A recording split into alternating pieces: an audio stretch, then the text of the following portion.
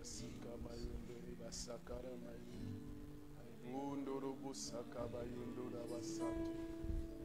Alléluia. Jésus, Jésus-Christ. Seigneur Jésus. Ce matin, c'est Jésus que nous élevons. Ce matin, c'est Jésus que nous rendons gloire. Ce matin, c'est Jésus que nous célébrons. Ce matin, c'est Jésus que nous élevons. Oui, ce matin, c'est Jésus que nous acclamons. Il est notre Dieu, il est notre roi. Il est notre rocher, il est notre appui. Il est notre soutien, il est notre bien-être. Bénis ta parole ce matin, Fils de Dieu. Loin d'huile notre tête, fais déborder notre coupe. Seigneur, que l'homme et son expérience disparaissent. Nous voulons que toi, tu nous parles. Nous voulons que toi, tu nous instruises. Nous voulons que toi, tu nous enseignes. Bénis cette parole. Au nom de Jésus-Christ, nous avons ainsi prié. Amen. Alléluia. Que Dieu soit loué. Béni soit Dieu. Lui qui nous accorde la grâce de nous retrouver encore ce matin dans sa présence. Et que chacun d'entre nous soit béni là où il se trouve en famille.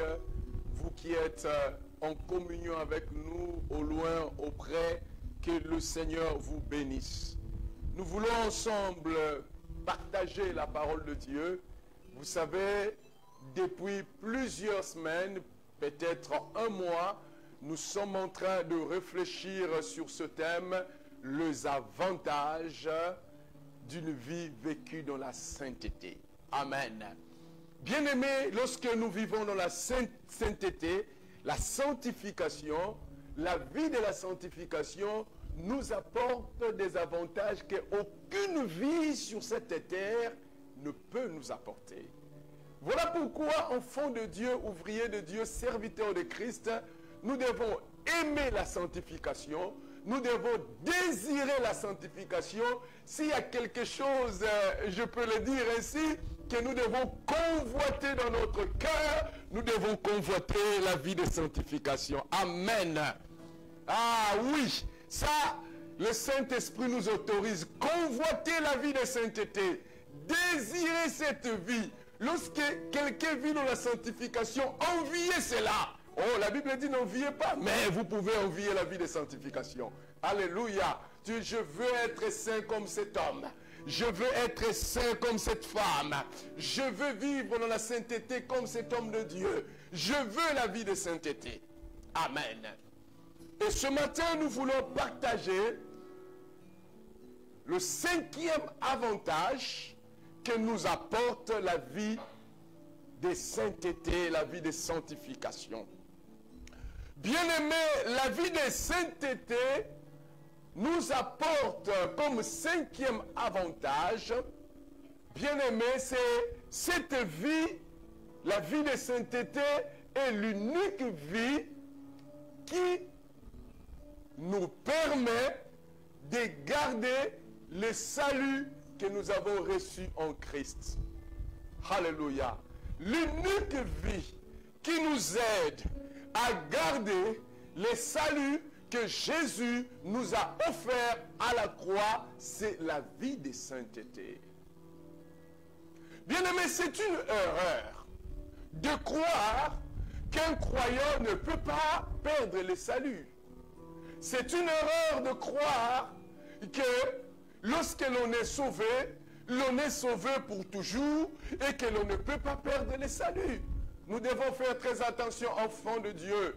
Il est possible que celui qui avait cru au Seigneur, qui a marché avec lui, qui a servi le Seigneur, qui a aimé Dieu, et puis un moment, il puisse s'éloigner de ce Dieu et perdre le salut. S'il est vrai que le salut est un don que nous avons reçu du Père, un don gratuit que nous avons reçu de Dieu, au moins moyennant l'œuvre de la croix, Mais il est aussi vrai, autant vrai que c'est lui qui a reçu ces saluts de Dieu, peut lui-même tourner le dos à ses saluts, peut lui-même rejeter ses saluts, peut lui-même déconsidérer un moment ces saluts qu'il a reçus du Père. C'est ainsi, mes frères, cela ne doit pas être notre cas. Hommes de Dieu, enfants de Dieu, gardons notre salut en vivant la vie de sanctification. Gardons notre salut en marchant dans les voies du Seigneur. Gardons notre salut en nous laissant être dirigés par Dieu. Gardons notre salut. Le livre de Thessaloniciens, le chapitre 2, le verset 13, la Bible dit ceci, dans la version Parole de vie: frères et sœurs bien-aimés du Seigneur, nous devons remercier Dieu à votre sujet en toute occasion. En effet, Dieu vous a choisi depuis le début pour vous sauver. Et vous êtes sauvés parce que le Saint-Esprit rend votre vie sainte et parce que vous croyez à la vérité. Voyez-vous ce que dit l'apôtre Paul? Il parle de deux éléments importants qui nous amènent à faire l'expérience du salut. Le premier élément, c'est le fait de croire à la vérité. Et la vérité, c'est qui? La vérité, c'est une personne. La vérité, c'est Jésus-Christ.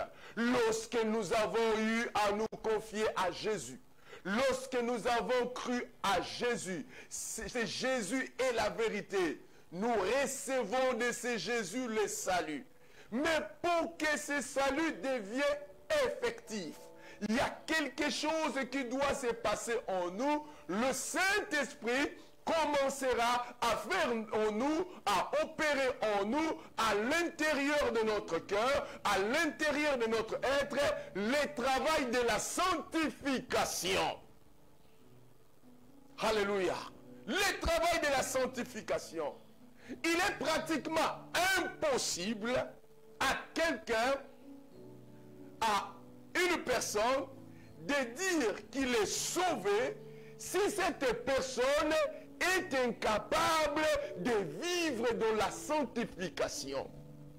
La vérité, c'est Jésus-Christ. Nous l'avons reçu dans nos vies, mais dès le moment où Christ est entré dans notre cœur, l'Esprit de Dieu commencera à opérer dans notre cœur un travail de la sanctification.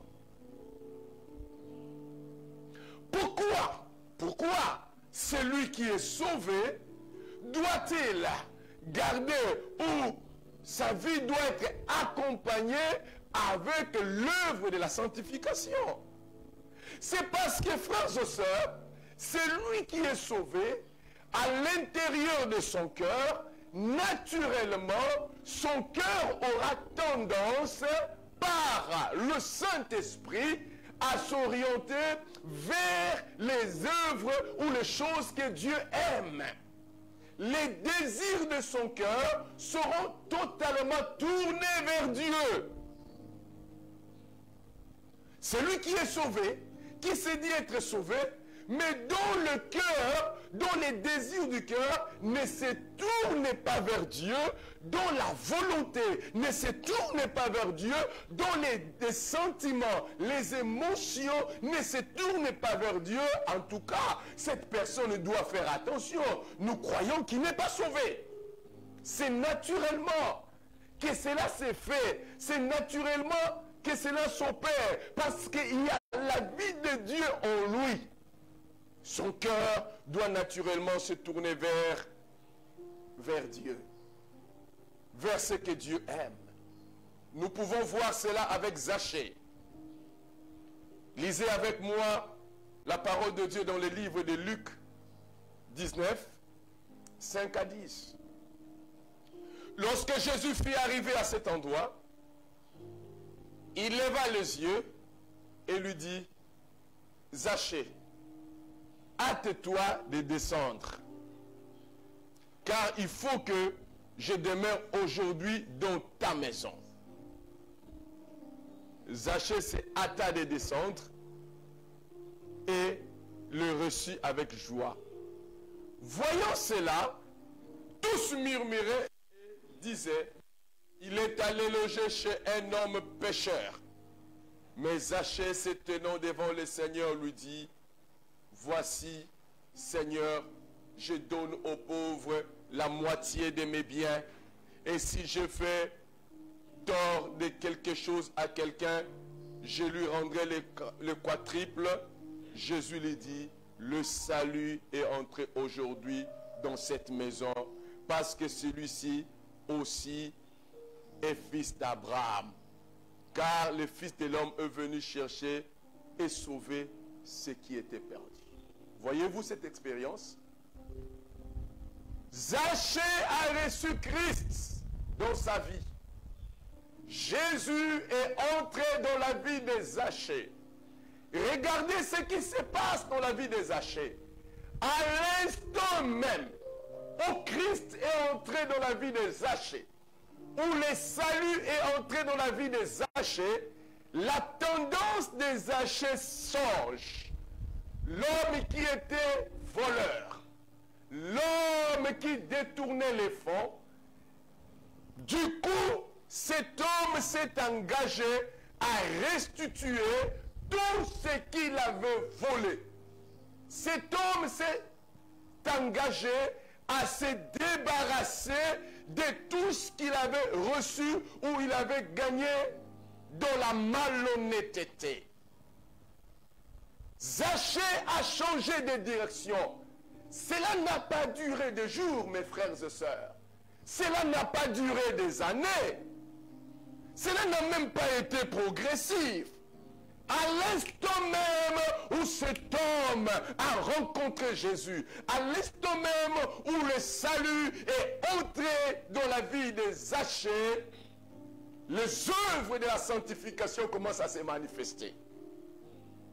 Il commence à se débarrasser de tout ce qu'il avait, qu'il n'avait pas gagné dans l'honnêteté. Chose étonnante, nous trouvons aujourd'hui des hommes et des femmes qui se disent enfants de Dieu, mais qui, lorsque vous considérez leur vie, en fait, il n'y a aucun changement entre leur vie présente et leur vie passée. Il y a toutes les traces de leur vie passée qui les accompagnent d'une façon continuelle. Bien-aimé, c'est lui qui a fait l'expérience du salut. Cette expérience du salut s'accompagne du coup avec la vie de sanctification. Nous pouvons voir cela aussi avec l'apôtre Paul. Paul était un homme zélé, gouverné par un zèle amer. Et il détruisait des chrétiens. Il attaquait des chrétiens. Il a fait des crimes dans sa vie. Mais lorsqu'il rencontra Jésus, lorsqu'il a été renversé sur son cheval de bataille, lorsqu'il a fait cette expérience de se donner à Christ, quelque chose a changé du coup. Remarquez, c'est même Paul qui persécutait les chrétiens. Il est devenu défenseur de la bonne nouvelle. À l'instant même, les gens se sont étonnés. Ils disent, mais ce n'est pas les Paul. Ce n'est pas les Paul aujourd'hui qui persécutait les chrétiens. Comment commence-t-il à défendre les choses que lui-même était en train de chercher à anéantir? Oui, c'est l'œuvre du salut. C'est le salut qui est entré dans le cœur de Paul. Et ce salut-là doit s'accompagner avec l'œuvre de la sanctification. Alléluia. L'œuvre de la sanctification.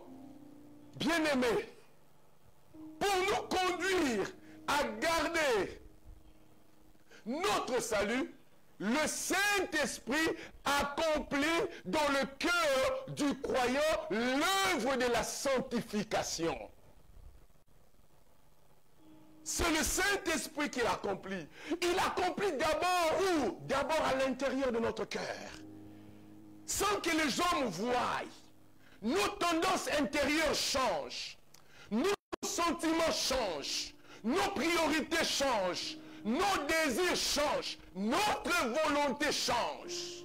Ça commence d'abord à l'intérieur, mais ça ne s'arrête pas à l'intérieur.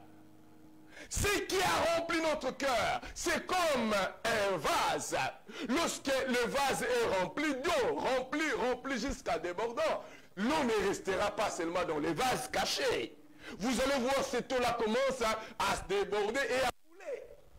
C'est ce qui se passe dans notre cœur. Lorsque le Saint-Esprit commence à opérer l'œuvre de la sanctification à l'intérieur de notre cœur, cette œuvre, c'est comme l'eau. Ça va déborder, ça va remplir le vase jusqu'à ce que ça commence à déborder et tout le monde commence à constater, en tout cas le frère tel, la personne telle n'est plus la même personne qu'on connaissait. La sœur telle n'est plus la même sœur qu'on connaissait. Le salut s'accompagne par l'œuvre de la sanctification produit par le Saint-Esprit à l'intérieur de notre cœur.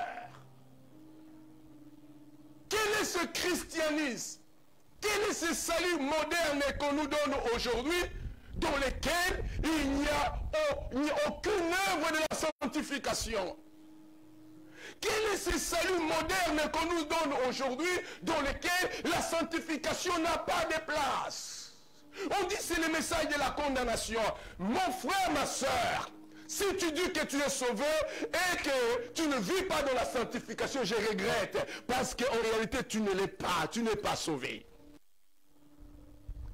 Le salut s'accompagne avec l'œuvre de la sanctification. En fait, le salut que Jésus nous a offert ressemble à une parcelle.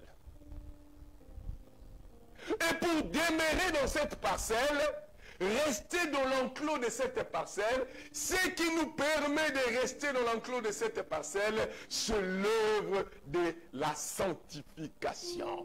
L'œuvre de la sanctification, c'est ce qui nous aide de ceux-là qui ont la foi pour sauver leur âme. La parole de Dieu dit, c'est lui qui met la main à la charrue et regarde en arrière. Il n'est pas propre pour le royaume des cieux. Ne regarde pas en arrière, ne regarde pas frère. Ma soeur, ne regarde pas. Continue la marche avec Dieu, quels qu'en soient les temps, quelles qu'en soient les circonstances, quelles qu'en soient les privations.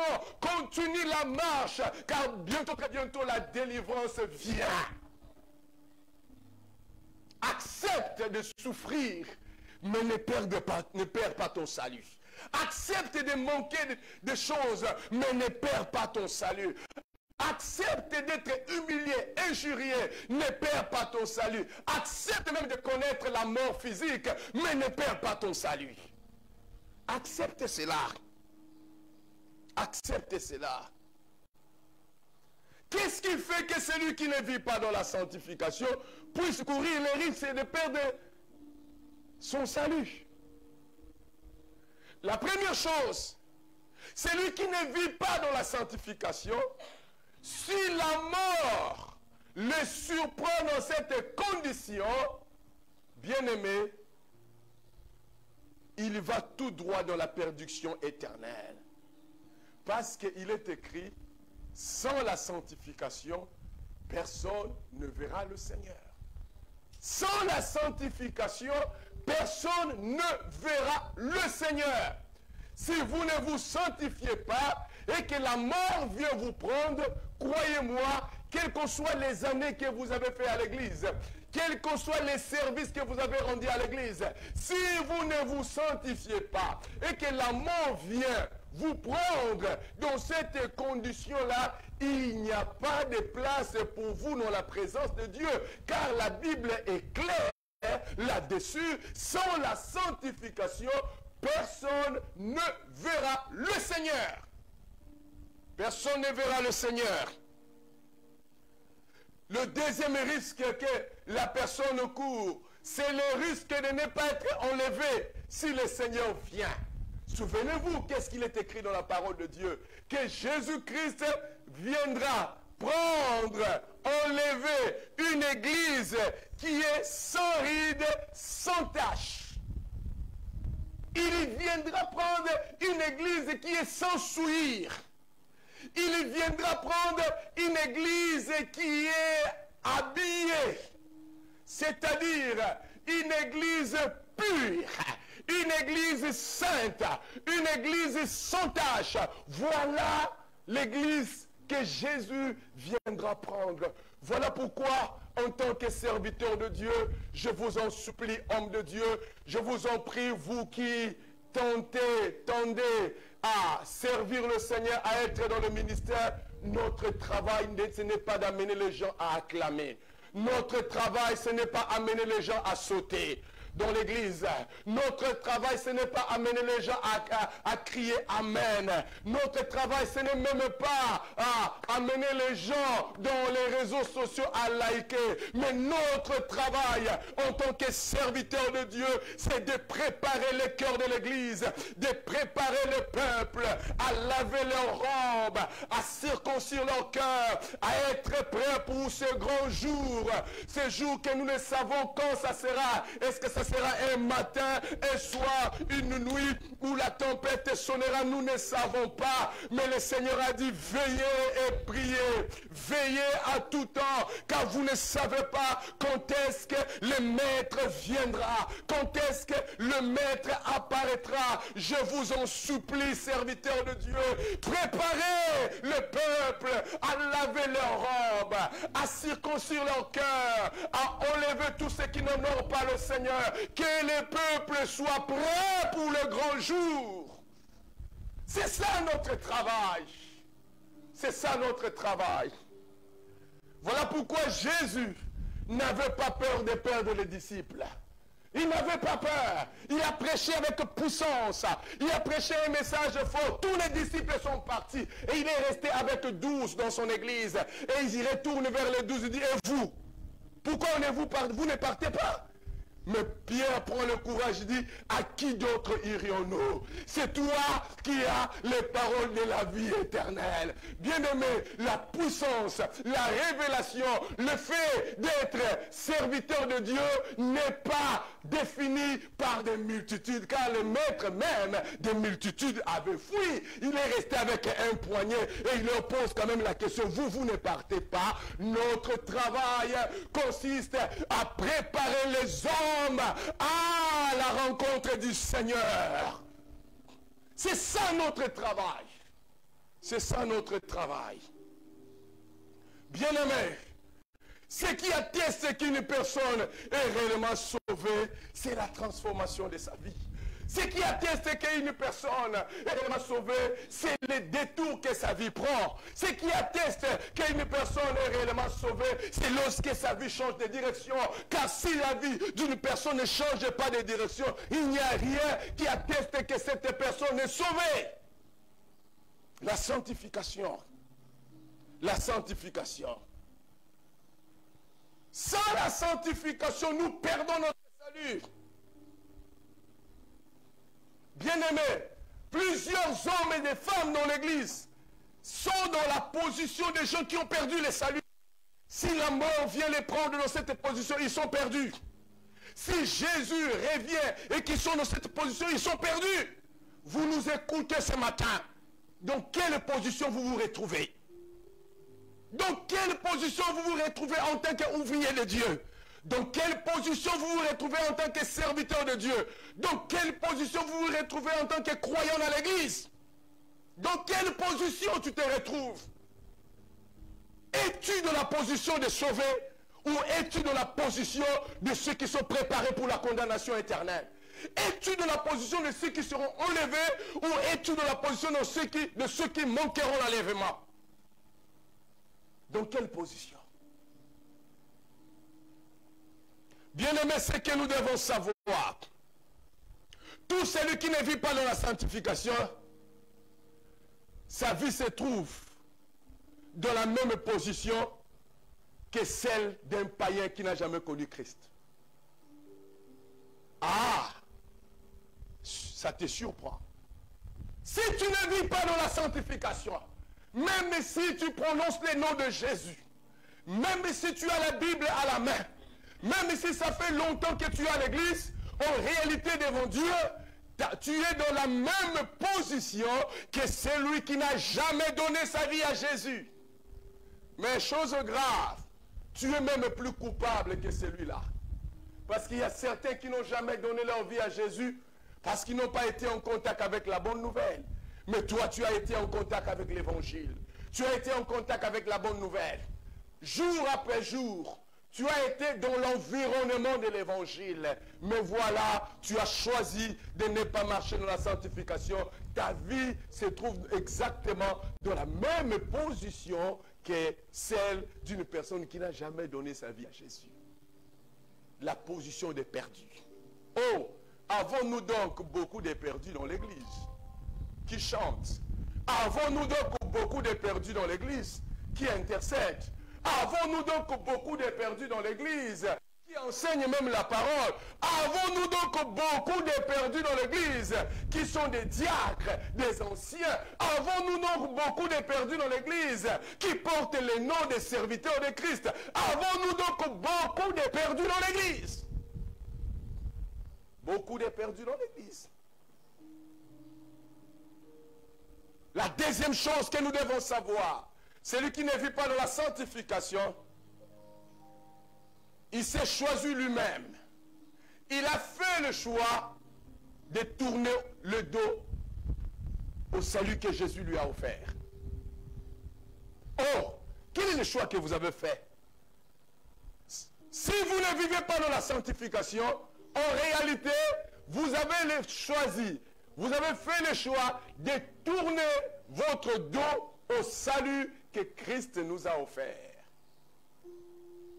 La troisième chose que nous devons savoir, celui qui ne vit pas dans la sanctification, il se donne lui-même comme père et maître le diable. Or, le diable ne peut jamais sauver. Si vous ne vivez pas dans la sanctification, croyez-moi, bien que vous prononcez le nom de Jésus, même quand vous servez ce Jésus, en réalité, vous avez fait comme choix dans votre vie, comme choix de votre père, le diable. Le diable est votre père. Et ce que nous savons, le diable ne sauve pas. Mais parce que vous avez comme père le diable, ça veut dire que vous n'êtes pas sauvé. Vous avez perdu le salut. Est-ce que pouvez-vous revenir à Dieu? Pouvez-vous revenir à Dieu? Est-ce que pouvons-nous revenir à Dieu? Pouvons-nous nous donner à Dieu? Revenir au Seigneur par la repentance et la sanctification? Bien-aimés, la quatrième chose que nous devons savoir, l'homme sage est cet homme qui serait prêt à tout perdre ici-bas, mais garder la sainteté, garder la pureté, garder la crainte de Dieu, garder l'obéissance à Dieu, garder la volonté de Dieu, accepter de tout perdre. Alléluia. Acceptez de tout perdre, mais ne perdez pas votre vie de sainteté. Gardez cette vie comme un bijou. Gardez-le comme un trésor. Protégez cette vie de sanctification. Acceptez de tout perdre, mais ne perdez jamais votre vie de sanctification. Car c'est lui qui a perdu sa vie de sanctification. Il est en train de perdre son salut. Et frères et sœurs, le plus grand don que Dieu nous a offert, le plus grand don que nous avons dans ce monde, c'est le don du salut. Le plus grand don que nous avons dans ce monde, ce n'est pas le don de parler en langue. Le plus grand don que nous avons dans ce monde, ce n'est pas le don de prophétie. Le plus grand don que nous avons dans ce monde, ce n'est pas le don de révélation. Car aucun de ces dons ne nous amènera à l'éternité, dans l'éternité de gloire. Les dons qui nous amènent dans l'éternité de gloire, c'est les dons du salut.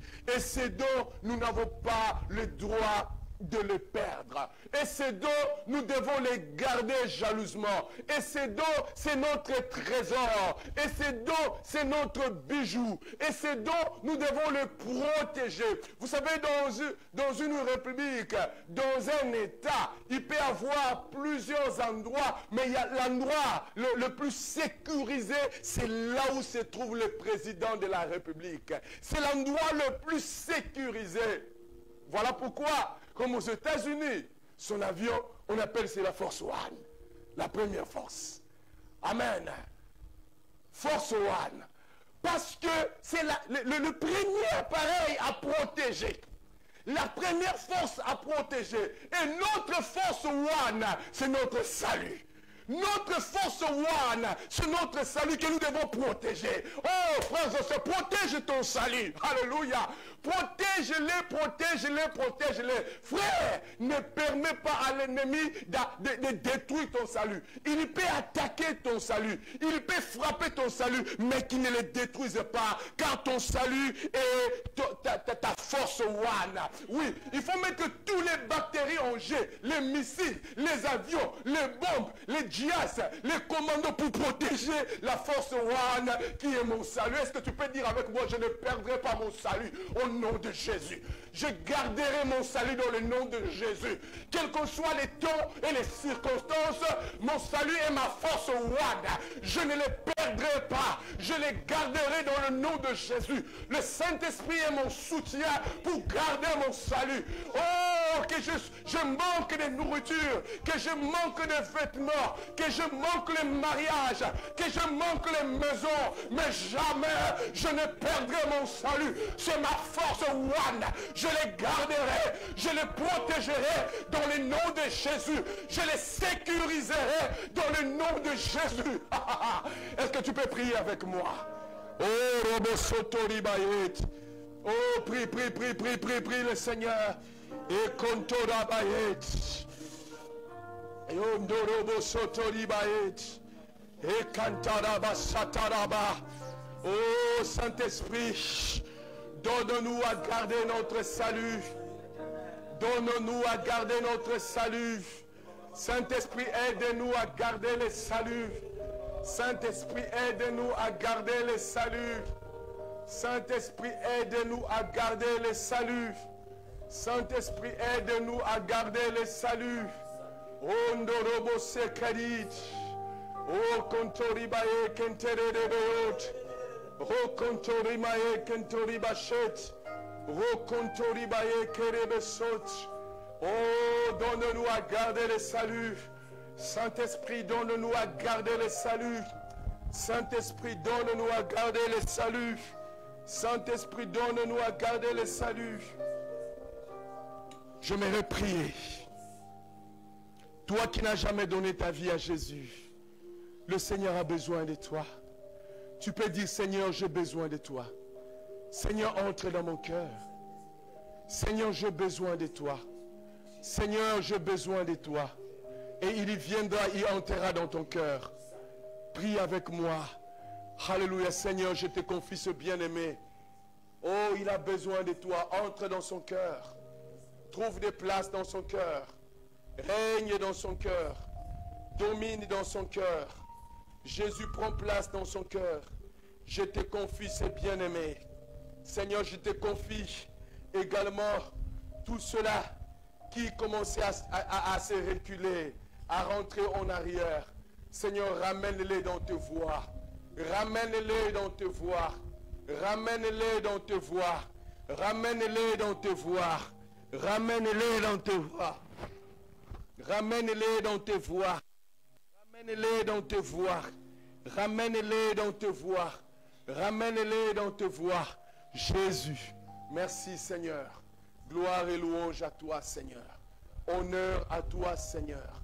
Je te confie tous ces malades qui sont dans les hôpitaux. Dans le monde entier, Seigneur, touche-les. Seigneur, guéris-les. Seigneur, restaure-les car tu es le Dieu de miséricorde et de bonté. Tu ne veux pas voir la mort du pécheur. Merci Seigneur de sauver. Merci Seigneur de guérir. Merci Jésus. Au nom de Jésus, nous avons ainsi prié. Amen, amen. Amen, amen. Que le Seigneur soit loué. Alléluia. Que le Seigneur soit béni pour la grâce qu'il nous a accordée de passer ces beaux moments dans sa présence. Et bien aimés, nous sommes là. Nos bureaux sont ouverts chaque jour à partir de 12 h jusqu'à 17 h chaque jour. Vous pouvez passer au bureau si vous avez besoin d'un entretien ou il y a une préoccupation dans votre cœur. Et la semaine, nous avons notre étude biblique le mardi à partir de 19 h jusqu'à 20 h 15. Et nous avons aussi notre journée de prière, de jeûne et prière, jeudi à partir de 19 h jusqu'à 20 h 30. Et que le Seigneur vous bénisse dans vos familles. Le Seigneur est là avec nous, il nous soutient et ce temps passera et le Seigneur est avec nous. Alors, nous avons au niveau de l'Église plusieurs émissions que nous sommes en train d'organiser. Déjà, la semaine qui commence ici, vous aurez vraiment des émissions, des temps très, très, très importants dans la présence du Seigneur et vraiment vous serez très bénis.